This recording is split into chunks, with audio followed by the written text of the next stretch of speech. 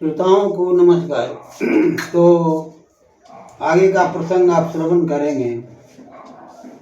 भीष्म पितामह ने सभी लोगों को ज्ञान की प्राप्ति कराई। मोक्ष कैसे मिलता है, मोक्ष की प्राप्ति कैसे होती है, विस्तार से धर्म के विषय में इत्यादि ज्ञान की बातें उन्होंने विस्तार से बतलाई।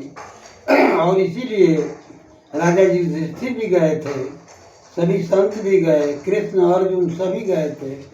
तो उन्होंने विस्तार से मोक्ष के विषय में, अर्थ के विषय में, धर्म के विषय में विस्तार से बताया। और कहा कि युद्ध में जब रथ का चक्का लेके मेरे ऊपर कृष्ण दौड़ पड़े थे तो उस समय पृथ्वी कांप उठी थी, पृथ्वी कांप गई थी।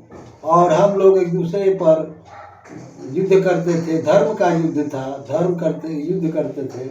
और उन्होंने कहा कि कृष्ण के बाल लीला को देखकर गोपियों को भी प्रेम हो गया और गोपियाँ कृष्णमय हो गई थी। उनकी कृष्ण की ऐसी भक्ति करने लगे।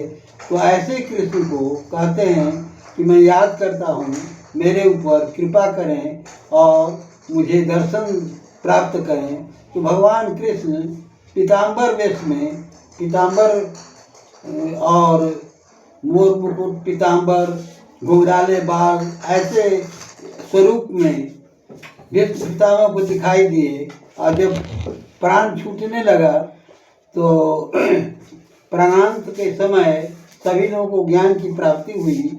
और युधिष्ठिर ने उनकी अंत्येष्टि क्रिया की। और जब गए तो हस्तिनापुर कृष्ण भी साथ में गए और उन्होंने राज्य चलाने के लिए कुछ निर्देश भी दिया। इतना ही कहकर अपनी वाणी को विराम देता हूँ। श्रोताओं को नमस्कार।